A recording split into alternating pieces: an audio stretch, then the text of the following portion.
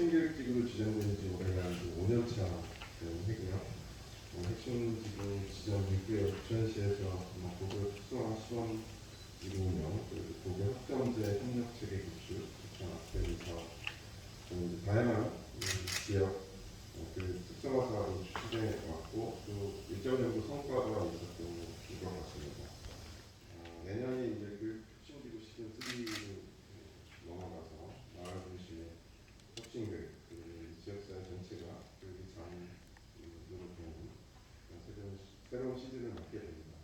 아마 저희가 추구하는 진정한 교육자 시대가 잘 준비해서 열리지 않을까 이렇게 기대하고 있고, 학교와 밖에 경계를 통으로 지역의 교육자와 충분히 경험해서 미래 교육 선택에 익숙하는데 한 발 더 다가갈 걸로 기대하고 있습니다. 기대하고자 교육청과 학부모들과 의견을 모아서 지금 부천 미래교육센터 추진하고 있습니다. 올해는 지난 4월에 제정이 됐고요. 예산에 의해 통과되면 내년 상반기부터 교육센터가 운영이 되지 않을까 이렇게 기대하고 있고요. 앞으로 유관기관과 교육공동체 네트워크를 구축하고 또 수준별 진로 탐색이나 직업 체험 프로그램, 특화된 마을 공동 교육공동체 사업 발굴 운영, 앞으로 그 밖에도 이제 모의 과정에서 미래교육센터의 경영을 추가하는 대로 제대로 운영되도록 어떻게 나가겠지. 이게 교육신지구 시즌3의 또 표현이 좀 그렇지만 핵심 기구가 되지 않을까 이런 기대도 있습니다. 그렇죠. 의견을 바꿔서 협력하고 학교 지역사회와 함께 교육 생태계가 뿌리낼 수 있도록 최선을 다합니다. 최근 들어서 코로나19 결정 문화를 상황이 됐습니다. 교육 혁신지구와 관련된 활동에도 상당히 제약 요소를 작용했던 것 같아요. 오늘도 마찬가지입니다. 온라인으로 참여할 수밖에 없는 상황도 있는데 좀 저희가 좀 더 관리하면 좀 나아질 것 같기도 하고요. 여러분께서도 코로나19에 건강하시고 또 잘 준비해 주셔서 빨리 코로나19를 극복하고 현장에서 많이 만나셨으면 좋겠습니다. 저희 지금 협력을 아끼지 않겠습니다. 고맙습니다. 다음은 강병일 시의장님께서 인사 말씀 해주시겠습니다. 네, 안녕하세요. 강병일 의장입니다. 오늘 프로그램에 수고해 주신 우리 홍준 교육장님, 그리고 함께 해주신 장덕전 시장님, 교육지원청 관계자님, 함께하고 계시는 소금 교육인 여러분께 감사를 드립니다. 경기 혁신교육은 학생들이 단단한 삶의 주체가 되어야 한다는 생각으로 2009년부터 12년째 이어오고 있습니다. 혁신학교가 우리 부천의 경우에는 2014년에 5개 교회에서 지금 올해까지는 36개에 이루고 있는 것으로 알고 있습니다. 인생 행복을 위해서 교육의 본질을 찾아가는 미래의 지향적인 모델로서 혁신학교가 이렇게 늘고 있는 것은 매우 긍정적인 신호가 아닐 수 없다고 생각합니다. 학교라는 하나의 갇혀진 교육에서 이제 벗어나서 지역의 특색을 가지고 마음 함께하는 교육, 그 범위를 넓혀가고 있는 교육의 변화가 긍정적이고 교육의 질을 상당한 게 높은 것이 아닌가 것으로 기대를 하고 있습니다. 학생이 교육과 주책에 대해서 학교와 마을이 어우러지는 교육 자치 실현, 미래 교육이 나아가야 할 그런 방향인가 생각하면서 그런 의미에서 오늘 교육포럼 지역의 소리에 귀를 기울이는 시간을 갖는 것은 매우 중요한 시간이라고 생각하고 있습니다. 오늘 포럼에 앞서 지난 12일에도 이 4개 분과별 학부모님께서 심도 있는 토론회를 가진 것으로 알고 있습니다. 참석하신 모든 분들 고생하셨다는 말씀 드리겠습니다. 오늘 이 자리가 더욱 알찬 시간이 될 수 있도록 적극적인 의견 개진을 좀 부탁드리겠습니다. 부천시의회에서 이번 포럼의 주제인 학교 학교를 품는 마음을 담는 학교를 만들기 위해 힘이 될 수 있도록 적극 노력하도록 하겠습니다. 그리고 지금은 코로나19로 인해서 세계인들 모두가 어려움을 겪고 있지만 우리는 코로나 강국으로서 모두 함께 잘 이겨내고만 있습니다.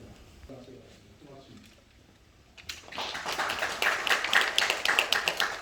다음은 황미동 교육장님께서 인사 말씀을 하시겠습니다. 네. 이 자리에 오늘 이렇게 많은 분을 모시지는 못했지만 모시게 돼서 너무 반갑습니다. 시장님, 시의장님 함께해 주셔서 너무 감사합니다.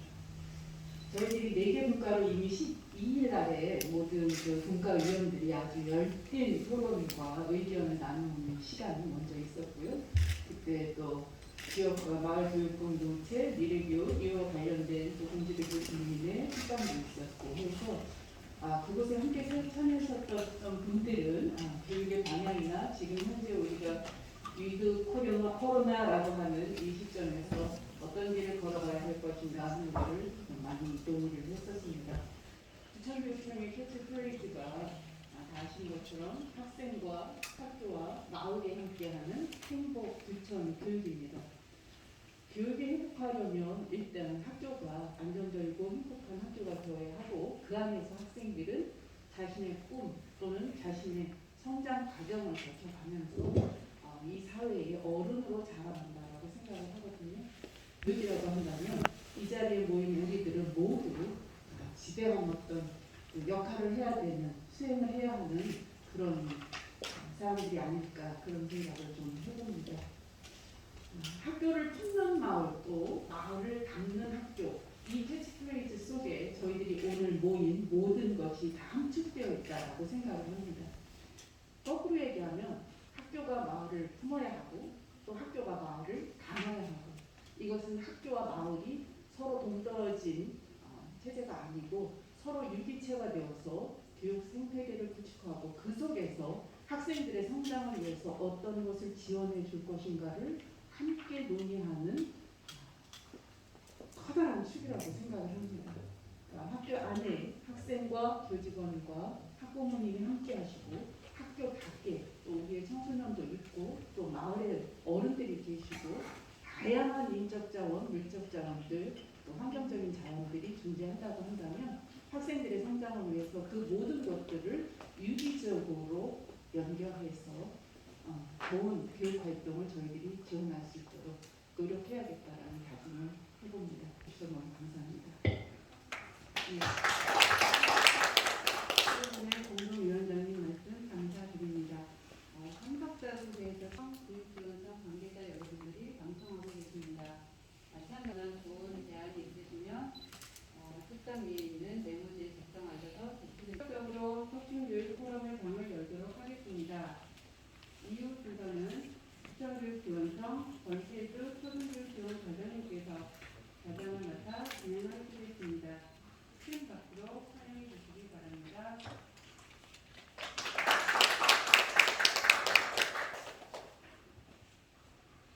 안녕하십니까. 과장을 맡은 초등교육지원과장 권태준입니다. 앉아서 진행하도록 하겠습니다. 포럼 진행 순서를 안내해 드리겠습니다.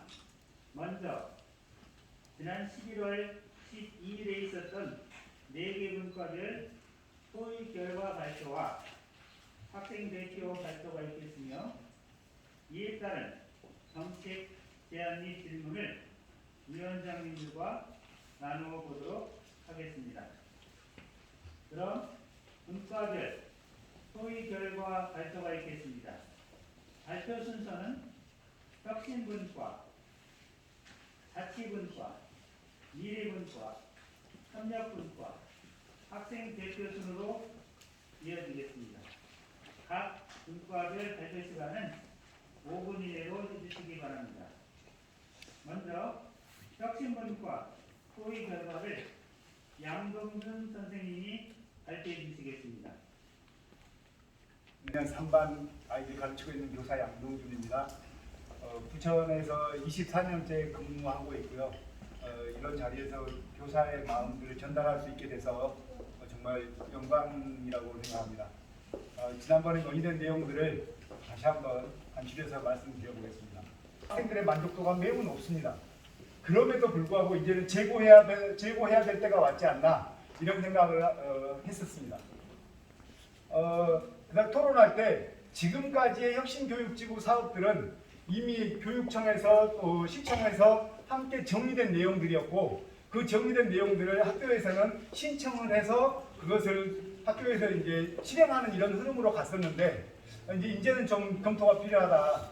위에서 어떤 것들을 만드는 게 아니라 우리 학교 내부의 고민, 우리 학교의 어떤 걱정거리, 해결할 과제 이런 것들이 지원이 되고 그런 것들이 학교 내에서 구성원들이 자치의 어떤 모습을 갖고 극복해내는 이런 과정이 더 의미 있겠다.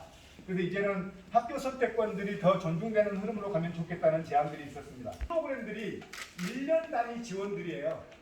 그러니까 1년 끝나고 왜 좋은 활동들 했는데 그 다음 또 신청을 할 때 우리 학교 떨어지면 어떡하지? 이런 걱정을 또 하는 거예요.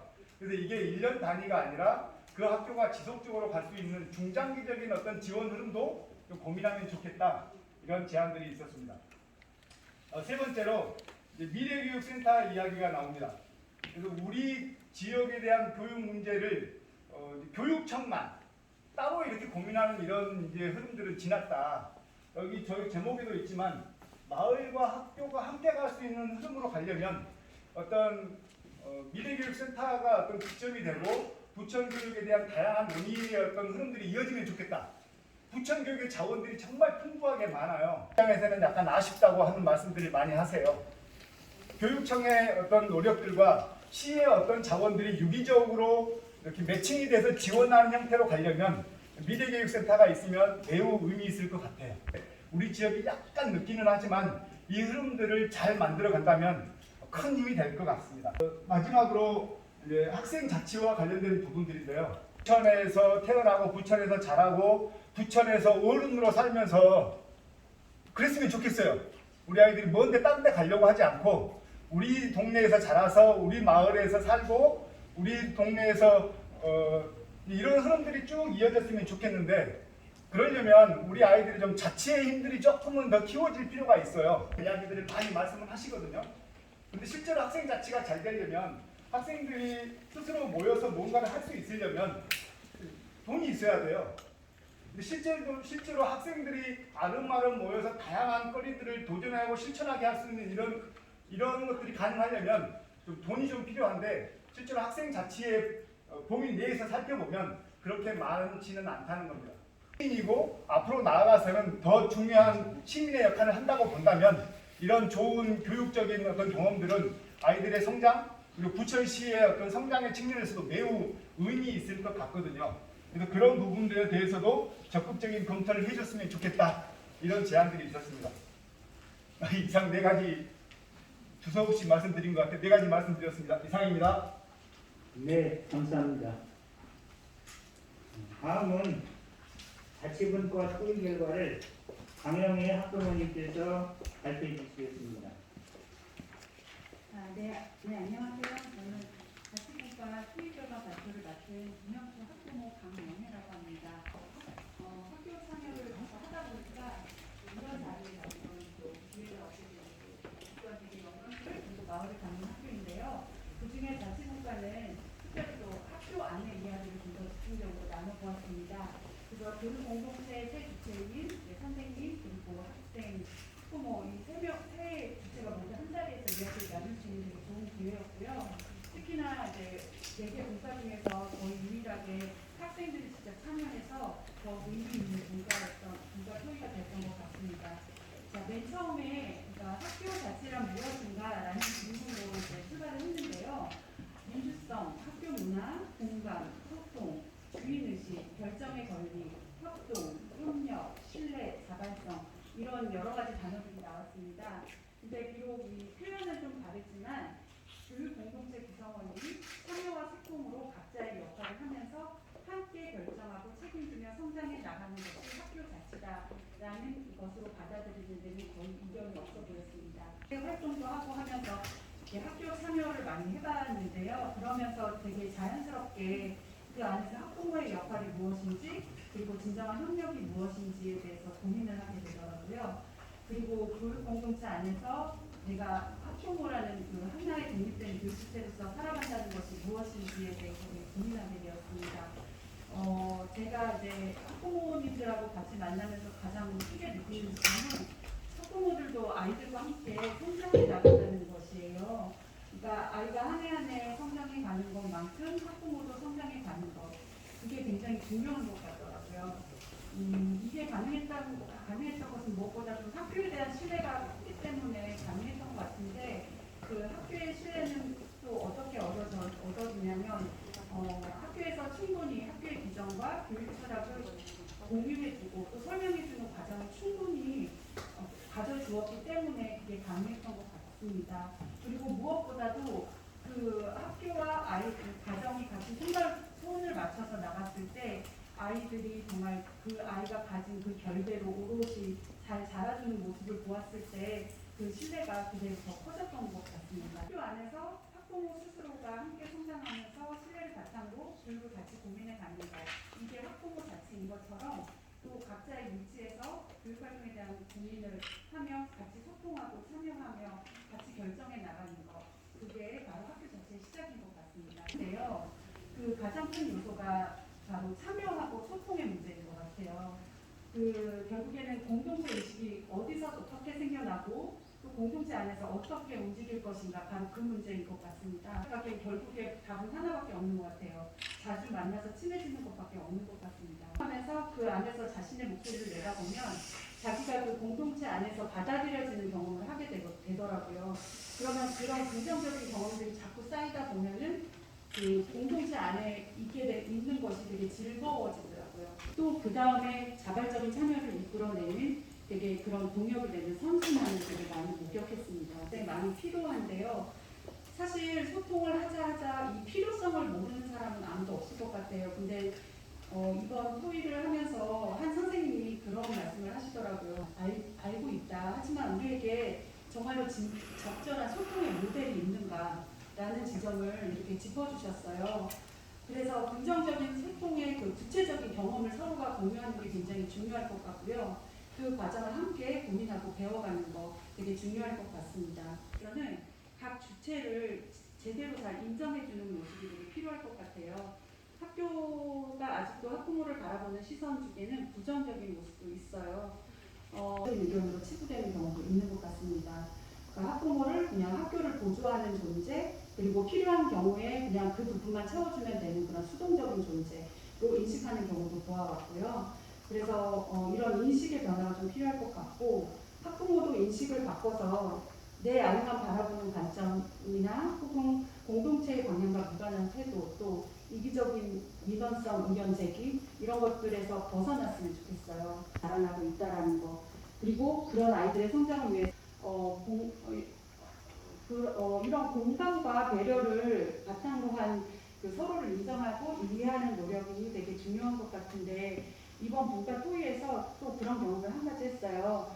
그러니까 한 선생님께서 말씀하시기를 그 학교 안에서 일어나는 일들의 책임 소재가 다 전부 다 선생님들한테 가기 때문에 결국에 그 세 주체의 목소리 중에서 선생님들의 목소리가 가장 높을 수밖에 없다라는 말씀을 하시더라고요. 그래서 이 세 주체가 동등하게 가기 위해서는 그러니까 선생님들의 부담을 조금 줄여야 되겠다라는 생각도 들면서 선생님들이 오롯이 아이들의 교육에 집중할 수 있는 그런 그런 학교 현장을 만들기 위해서 학부모도 또한 같이 고민해야겠다, 이런 생각을 했어요. 그리고 학생 자체의 경우 학생 자체의 활동도 학부모의 활동하고 똑같은 고민을 갖고 있더라고요. 그런 경험을 이번 분과 토론을 통해서 또 한 번 경험하게 됐습니다. 이외에 학교 자체를 어렵게 하는 요소로서 형식과 문서 중심의 행정, 발도적인 교육청, 목적 사업대로 내려오는 예산이 많아 학교 자체의 탄력적 예산 운영이 어렵다는 의견 등이 있었고요. 국가 대안도 교사 행정 업무 경감, 예산, 학급당 학생 수준, 교육 과정에 집중할 수 있는 기반이 마련되어야 한다. 법령 정비, 교장 공모제 등 학교 자체에 대한 제도적, 법적 기반이 마련되어야 한다. 학교 자체 활동에 대한 공유가 잘 되어야 한다. 아래에서 위로의 방식으로 결정권과 영향력을 높여야 한다. 결정 구조가 다양한 시도를 통해 유연성을 갖추어야 한다 등이 있었습니다. 이렇게 교육 공동체 간의 소통이 이렇게 유기적으로 이루어질 때 그 각 구성원의 의견이 잘 반영되고 학교 안에서의 비전이 만들어지더라고요. 그 비전 맞습니다. 공동체의 구성원으로 살아가는 것은 정말 어떻게 보면 다 개인에게 도전일 수밖에 없지만 지금 특히나 이 코로나 시대를 맞이해서 공동체의 한 일원으로서 방향을 맞추면서 살아간다는 것은 굉장히 중요한 일인 것 같다는 생각이 듭니다. 이번 포럼 이 발표를 맡으면서 또 다시 한번 학부모로서의 삶을 생각하게 됐는데요. 아이를 혁신학교를 보내면서 너무나 그 학교 현장에서 많은 감동을 받았습니다.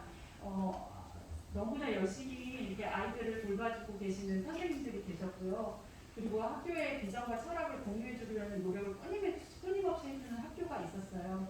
그런 과정들에 대해서 굉장히 감사하다는 생각이 들고 그 학교 현장이 모든 학교 현장이 그럴 수 있으면 좋겠다는 마음으로 이상 발표를 마치겠습니다.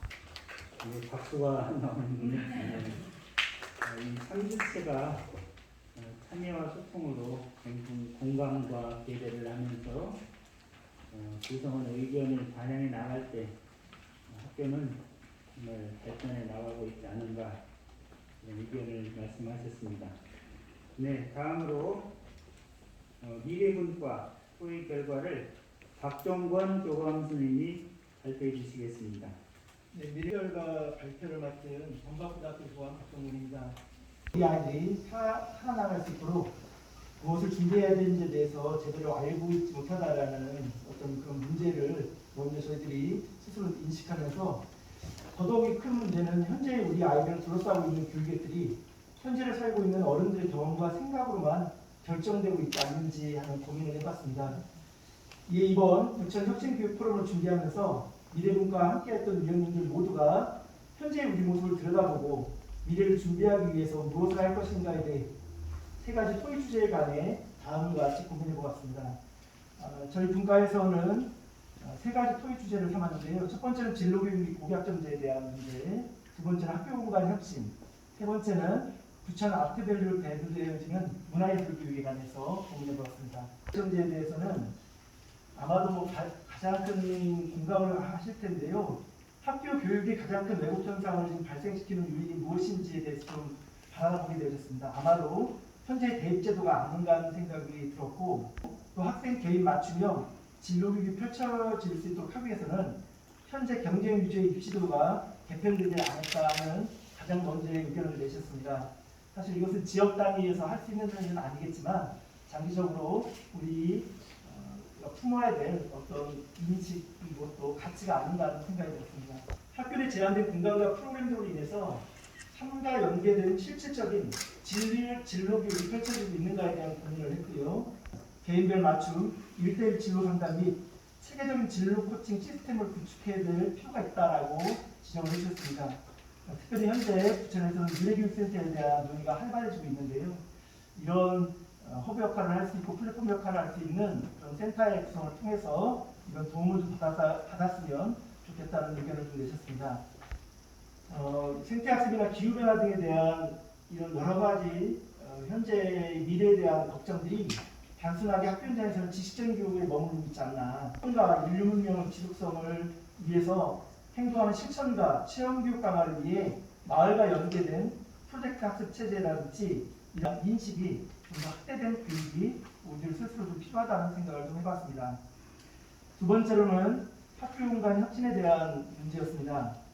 현재 학교 공간은 무엇인가 속박되어져 있는 좀 틀에 박혀 있는 공간으로 우리가 좀 바라봤고, 이런 공간에서 편안함과 쉼과 같은 여유가 있는 삶과 연관성 있는 그런 공간으로 만들어지지 않는가에 대한 의견을 좀 주셨고요. 형태와 통제가 가능한 교실 구조에서 이제는 다양한 교육 활동이 펼쳐질 수 있는 가변적인 공간 구조를 좀 창출해낼 수 있으면 좋겠다라는 의견과, 또 안전한 학생 교육을 위해서 마을과 좀 분리되고 고립되어져 있는 공간의 한계점을 마음껏 상상력을 발휘하고 또 학교 공간에 새로운 생각들을 좀 가져오는, 사실 학교가 공개되어져서 지역과 함께하기가 쉽지 않은데요. 그런 지역과 함께 공유할 수 있는 공간 구조를 좀 어떻게 만들어 볼 수 있을까 하는 그런 고민들이 우리 안에 좀 있으면 좋겠다라는 의견을 좀 주셨습니다. 세 번째로 전 아트별로 진행되는 문화예술교육인데요. 현재 기능유신 예술교육이 양적 확대는 가능하지만 깊이 부족으로 인해서 맛보기 교육만 하고 있지 않는지, 그래서 일상에서 삶을 누릴 수 있는 문화예술교육의 방향 전환이 좀 필요하지 않는가. 그래서 문화예술 리터러시 교육이라든지 인문학융합, 기타 분야와 예술가의 융합을 통해서 삶에서 누릴 수 있는 그런 문화예술 교육이 좀 우리한테 적용되어졌으면 좋겠다라는 의견을 주셨고요. 제한된 여건과 예술 강사의 확보 등의 어려움으로 학교가 쉽게 어떤 그런 기능적인 부분들조차도 바꿀 수가 없는 한계들이 있기 때문에 이런 문화예술 교육에 대한 학교의 적극적인 고민도 필요하지만 더불어 학교의 자율성을 최대한 인정해 줄 수 있는 우리 마을 단위 어떤 지원책이 좀 있으면 좋겠다. 예술강사 지원에 대한 부분들이 좀 지자체와 교육지원청에 좀 적극적인 노력을 요구하는 부분도 좀 있었습니다. 그리고 마지막으로 부천 내에 다양한 문화예술 자원이 상당히 많다고 다들 한결같이 입을 모았는데요. 문제는 학교에서 이런 부분들에 대해서 자유로운 접근이 좀 어렵고 또 정부가 취약함으로 인하여 또 학교 교육 과정에 반영할 수 없는 그런 부분이 많다라는 좀 의견을 주셨습니다. 그래서 뭔가 컨트롤 타워가 될 수 있는 어찌 보면 미래교육센터 얘기일 수 있는데요. 좀 연계해 줄 수 있는 그런 센터들을 통해서 좀 도움을 받으면 훨씬 더 학교와 마을 자원이 유용하게 연계될 수 있지 않겠는가라는 의견을 주셨습니다. 교육을 우리가 이야기하기는 쉽지 않은 일이지만 어른들의 생각과 경험만으로 펼쳐지는 현재의 교육을 뛰어넘어 미래 세대에 살아나갈 수 있는 학생 중심의 첨다운 교육이 펼쳐질 수 있도록 오늘 특별히 이렇게 소신교육 포럼을 통해 함께 해주시는 마을 또 우리 학교와 또 모든 관계되시는 분들이 이 미래에 대한 진지한 고민이 우리에게 먼저 일어나기를 좀 부탁드리겠습니다. 이상입니다. 네, 감사합니다. 미래분과에서는 세 가지 소위 주제를 발표해 주셨는데 삶과 관련된 진로교육, 학교 공간 혁신, 아트밸류로 이어지는 문화예술교육에 대한 행사를 방금 안 들렸습니까? 네, 잘 들렸습니까? 네. 네, 다음은 협력분과 토의 결과를 박순희 이사장님께서 발표해 주시겠습니다. 네, 안녕하십니까. 저는 부천교육사회자협동조합의 이사장 박순희입니다. 협력 안 들리나요? 들리나요 지금요? 네, 말씀하세요. 네.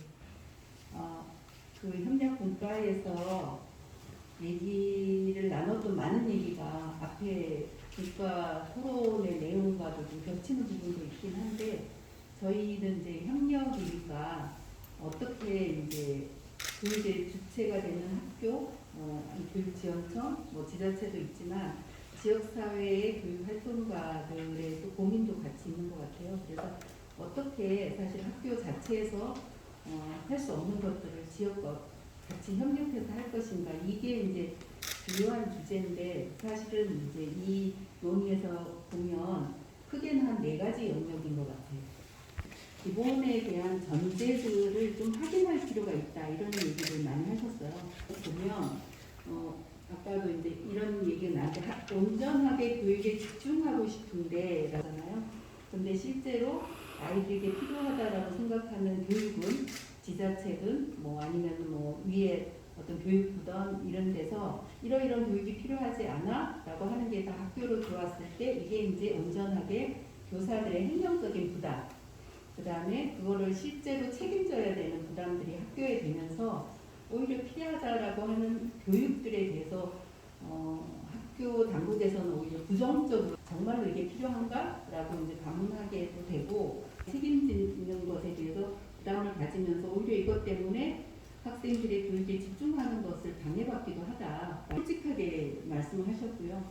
그 다음에 제가 이제 같이 참여하는 교장 선생님께 이런 말씀을 드려봤어요. 정말 게 필요하세요? 그러면 지역에서는 지역에서 무엇을 좀 같이 할 수 있을까요? 이렇게 말씀했을 때 솔직히 별로 필요하지 않아, 이렇게 이제 말씀하시기도 하셨어요. 그것을 좀 잘 뜯어볼 필요가 있겠다. 정말로 필요하지 않아서가 아니라 실제로 이제 협력하기 위한 전제가 내가 뭘 필요하고 당신은 뭘 도와줄 수 있고 그래서 우리가 서로 같이 함께 협력했을 때 어떤 시너지가 날 수 있어. 이게 서로에게 어떻게 도움이 될까? 이런 얘기들을 충분히 나눈 다음에 해야 되는데 이제 그런 부분이 많이 생략되었던 과거에 이렇게 생략되었던 측면이 하나 있고 또 하나는 저는 이제 지역의 입장에서 봤을 때 정말 학생들의 입장들, 학생 개개인의 그런 어떤 상황이나 이런 것들이 우리가 어떤 선택들을 하거나 정책적인 결정을 할 때 그것이 충분히 감안되었을까라고 하는 부분,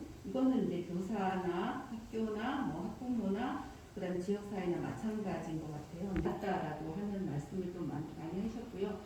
그동안 이제 학교가 다양한 이제 이런 외부와 협력 발생했던 여러 가지 문제들에 대해서 좀 고민을 많이 나누셨어요. 아까 잠깐 나왔던 아트밸리 사업, 실제로 학생들이 선택하거나 그다음에 학교의 어떤 이런 특성들에 대해서 선택되었다기보다는 어쨌든 이게 주어지는 조건들이 굉장히 조건들에 의해서 좌우되다 보니 실제로 이제 그런 상황들 자체가 의미를 부여하거나 그다음에 학생들의 온전한 성장에 정말 이게 도움이 되나? 이런 본질적인 질문들을 많이 하게 되더라. 이런 말씀을 좀 하셨고요.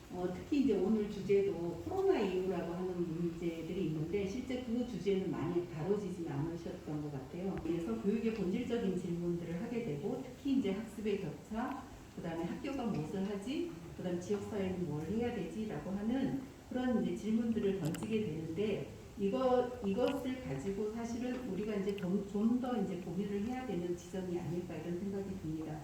그래서 코로나로 이렇게 지난번에 다른 토론에서도 이제 얘기가 나왔지만 코로나로 제일 크게 변하는 거는 실제로 학생들이 주도적으로 하지 않으면 교육의 효과가 이제 나타나지 않는다는 거죠. 이 주도적으로 그다음에 학습의 주체가 될 수 있게 하는 바가 어떻게 보면 오늘 토론의 굉장히 중요한 핵심이 되어야 될 문제이고 그랬을 때 취약계층 특히 학생들이 학습 동기가 떨어지거나 그것을 환경적으로 갖춰주지 못하는 우리 지역에 있는 취약한 아동 청소년에 대해서 우리는 어떤 대책을 좀 세울 수 있는지 문제가 나왔었고요. 또 하나는 실제로 이제 이게 지역 협력의 문제이기 때문에 이제 나왔다는 것은 협력의 체계를 어떻게 갖추느냐. 여기도 이제 똑같이 이제 미래교육센터에 대한 얘기도 나왔습니다. 그래서 이 미래교육센터나 학교협력센터에서는 마을의 교육과정, 필요한 교육과정 어떻게 만들고 또 하나는 학생 한 명 한 명을 되게 소중하게 생각하고 할 수 있는 이 실천들을 어떻게 할 거냐. 또 하나는 아트밸리나 자꾸 아트밸리 말씀드려도 되게 죄송한데요. 하여튼 이렇게 뭔가 집단적으로 주어지는 어떤 그 교육의 체계보다 실제로 눈에 보이진 않지만 정말 절실한 교육의 의제들이 각 학교나 그 다음에 개인에게 있는데 이것들을 어떻게 이제 해 나갈 것인가 이런 협력의 시스템을 좀 만드는데 이것 또한 관이 이렇게 만들어서 이거를 이렇게 강요하거나 행하고 의사결정이나 이런 것들이 교육 의제를 같이 여러 가지 이해관계자들이 머리를 맞대고 논의하고 그 다음에 문제를 해결하는 방향을 찾아서 좋겠다 이런 얘기들이 협력분과에서 주로 되었습니다. 그다음에 이제 구체적인 얘기들은 또 나오는데 이따가 또 말씀드리도록 하겠습니다. 네, 협력분과 지역과의 협력 이견과 또 아트밸리 운영 문제 그리고 협력의 체계를 갖추어서 우리 마을의 교육과정을 잘 운영해 보자라는 의견이 나왔습니다. 내교분과 토의결과 발표에 이어서 부천 학생 대표로 참석한 우리 범박고 김민정 학생 이야기를 들어보도록 하겠습니다.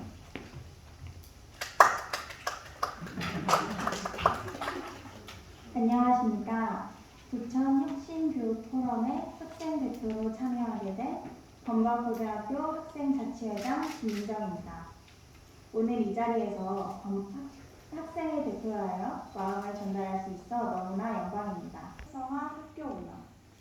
부천 관내의 모든 고등학교에서 세분화하고 심화된 과목을 다양하게 개설하여 볼 수 있게 한 교육 시스템이 저의 호기심을 자극하게 되었습니다.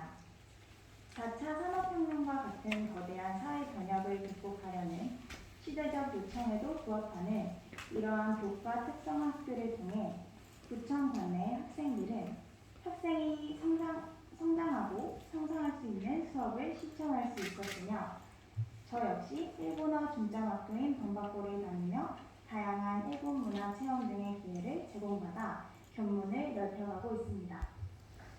구청의 특성화 사업